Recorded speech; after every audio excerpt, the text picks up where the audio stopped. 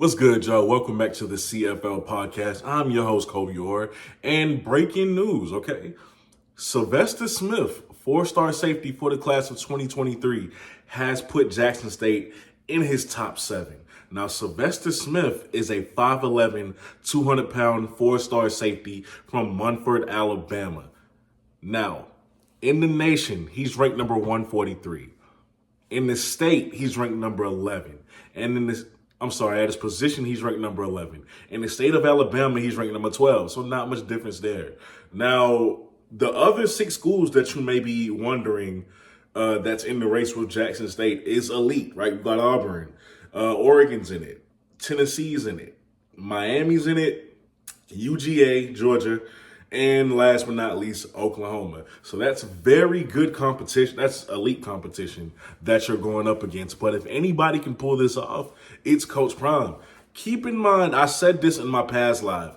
You guys are going to be in the running with these bigger schools now that you were able to pull off Travis Hunter. Like, now that you're able to pull off elite recruits of Travis's caliber and Kevin Coleman's caliber, get used to this. Like, you're in a new ballpark now. This is your competition. So you're at a little bit of a disadvantage, obviously, because you don't have the money and you don't have the facilities that they have. But you're also not, because your facilities don't have to be just as good as theirs. It just has to be decent. And y'all are doing that. Y'all are getting new facilities. Then you got Coach Prime going for you. You have the HBCU culture going for you. So don't count yourselves out in any way, shape, or form. I don't want to hear nothing about clout chasing until he shows evidence of clout chasing with JSU. I'm not gonna put that on this kid, right? Because some kids do clout chase, right? But every kid, especially a 4 or 5 star, doesn't really need to do that for leverage, right? Most of them don't. So, I get the clout chasing thing. Some of these recruits who had Jackson State in their top list, yes, they've clout chased, a few of them, but not all of them, not most of them. So let's not put the clout chasing thing here. Now, he can play both sides of the ball. That's what kind of player you'd be getting from Sylvester if you were able to get him for next year's class. He can play both sides of the ball, running back mainly, but most colleges want him for a defensive back. And you could tell why, because this kid has great anticipation. He destroys the ball carrier coming downhill. Oh, and he has exceptional speed when weaving his way through traffic.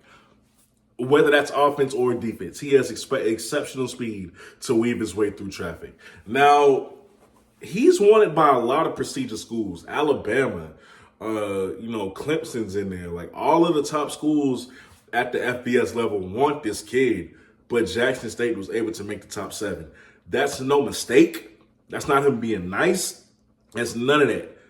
Because, here's the thing. The mentality needs to be, now that you were able to get Travis Hunter and Kevin Coleman, the mentality needs to be, these kids aren't doing it to be nice to Jackson State anymore. They're not doing it as a courtesy to you. They're not doing it for clout. You feel me? And I know a lot of y'all feel that way because you're still sour about Harold Perkins and Shamar Stewart. You cannot get them all.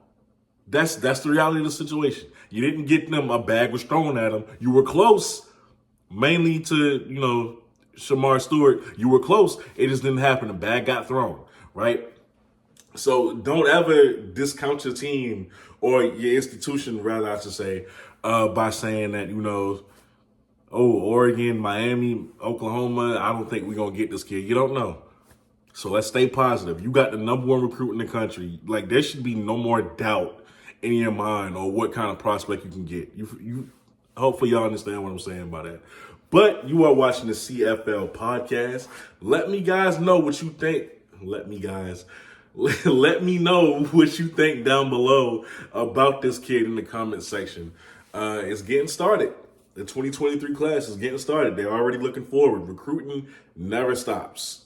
It never stops. It's an everyday thing when the NCAA allows it. Now, with that being said, I go by the name of Kobe. You're watching the CFL podcast, and I'm out. Peace.